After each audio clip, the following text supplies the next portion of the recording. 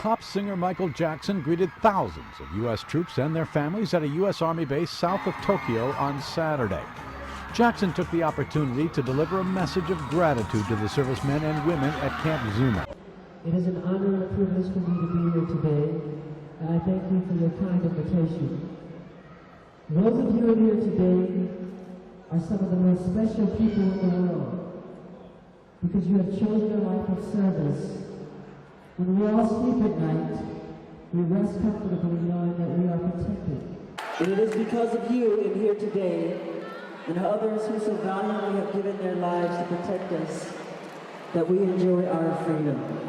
Yeah! I thank you from the bottom of my heart. I love you. Thank you so much for having me.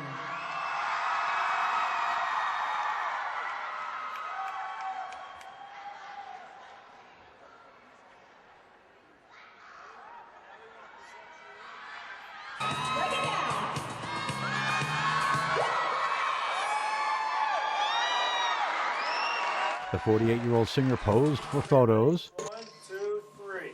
Army strong! Wow. And even lent a hand during a ceremony as a member of the Army received a promotion. Signed, Jeffrey A. Bauer, Lieutenant Colonel, GS, Chief Promotion Branch. There you go. We're taking pictures of Jeff. We're having a hard time over here. 1, 2, 3. Army strong! Wow.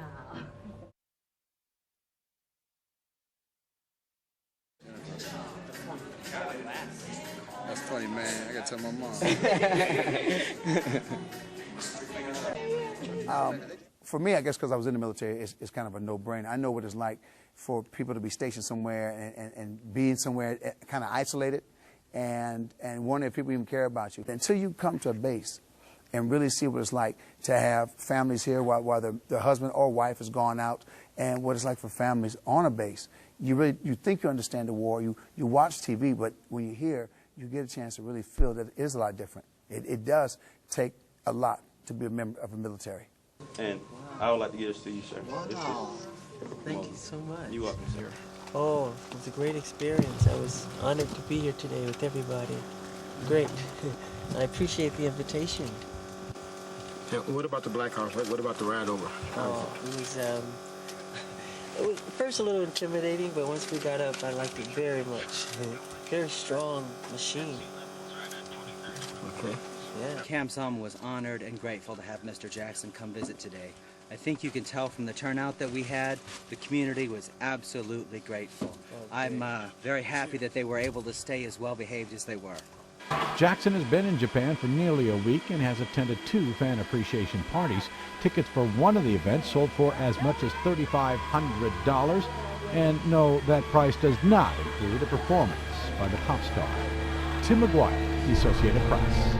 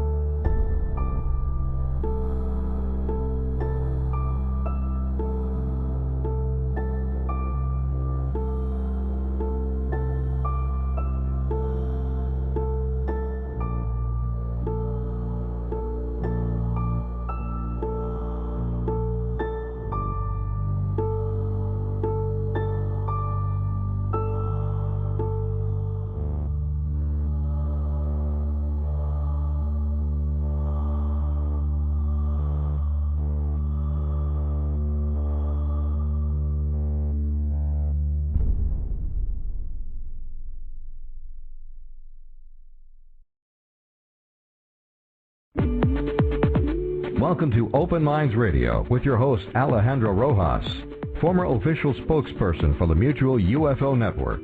Alejandro has been a UFO paranormal researcher and journalist for nearly a decade and has logged hours in the field investigating the paranormal up close and personal. My name's Alejandro Rojas, and I am your host for the show. And we have a great show tonight. This is part 2 of our guest, Michael Luckman. He wrote the book Alien Rock, which talks about rock stars and their ET and UFO experiences. Tonight we're going to talk about Michael Jackson, get into some other stories, and Michael Luckman has also done a lot of research into a topic that's very popular these days, and that is 2012 and what might be happening when the Mayan calendar ends. And I believe we have Mr. Luckman on the phone. Hello, Michael, are you there? Hi, Alejandro. I'm fine, thank you. Great. It's great to talk to you again. Well, it's good to be here. It's an important subject. 2012 is around the corner, and right. We need to define what it might mean for us. Yeah, before we get into that, there is one person that I promised some of the people we would talk about, and that was Michael Jackson. You said, I know your book has Michael Jackson and some experiences he had. Well, yes. I met Michael in New York about 5 years ago, and he was being, as usual, dogged by the paparazzi, and he was having really a hard time, so it wasn't the best circumstances, but I did learn some very important things. He had an experience when he was, I would say, in his early 20s. It happened when he was on a plane on a flight over Alaska, and he did see what he referred to as UFOs. It was something out there in the far beyond. He actually looked at it from the pilot's cockpit, and he asked the pilot whether he had ever seen anything like that. These UFOs, which are multicolored and like crystalline, and just glowing out there, and the pilots had never seen anything like it, and he said he'll never forget the impression that it left with him. So he was very, very much into the subject, and even took it as far as he had a hope, anyway, of being able to perform his trademark moonwalk on the moon, and had gone so far as to talk to Uri Geller, the psychic, about it and how he might go about getting onto the moon to do such a performance. Well, it's too bad he wasn't able to, and maybe, with commercial spacefaring, becoming a bigger industry, maybe if he's reincarnated as a child, he'll be able to do it in his next life. Well, perhaps so. Perhaps so. Yeah, that's really interesting, and I was thinking about, what a life this guy had. Often I think about, wasn't this sighting before he was famous? But Michael Jackson was famous his whole entire life. That's true. That's absolutely true. So what a life that he had. Yes, and he was a card-carrying member of the New York Center for Extraterrestrial Research, my organization. Wow. He actually had a card that I had presented to him here in New York, and I have from him a copy of the card signed by him. Cool. He was very much into the subject, and of course he's also into a lot of other, paranormal type subjects. Right. He was good friends with Uri Geller, wasn't he? He was, yes. At one point he was very, very close to Uri, and on one of Michael's albums, I'm not sure which one, Uri had made some drawings which were very UFO oriented. That Michael treasured and included in the booklet. Yeah, now that we talk about it, we talk about Uri Geller. It's interesting that he came up so much last week, and here again this week when we talk about rock stars and his involvement with their lives. Yes, absolutely. And you knew him pretty well? Uri, that is. Uh-huh. I've spoken to Uri a bunch of times, and as I indicated last week, I'm after him to have that small egg-shaped object that John Lennon he claims gave to him from the aliens, and see what that's all about. Yeah. Hopefully one day he'll allow that to be happen. Yeah.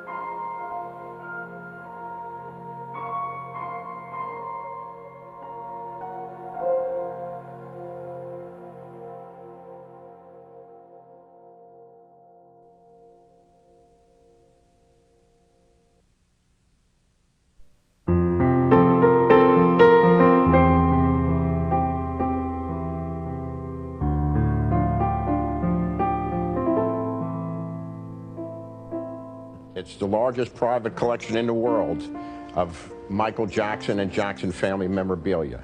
It's displayed now in a 6,000-foot section of a 50,000-foot warehouse. As you look at this, what kinds of impressions do you draw, and from what do you draw them?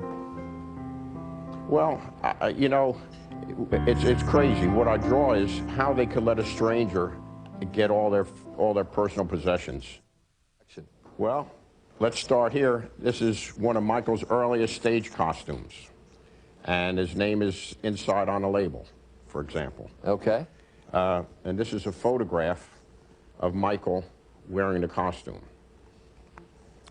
You would find this, then it would go to the bazaar. This is actually a sketch that Michael drew and is entitled Little Boy, 1994. You would find it in a box. And then as we walked over here, this was just a crate. This was probably the last thing that we looked at. And I opened it up, and to my amazement, oh, gracious, this is the real deal. This is costumes that from the Victory Tour. When the Victory Tour was over, these costumes were sent back to the warehouse, which is where we found the memorabilia eventually.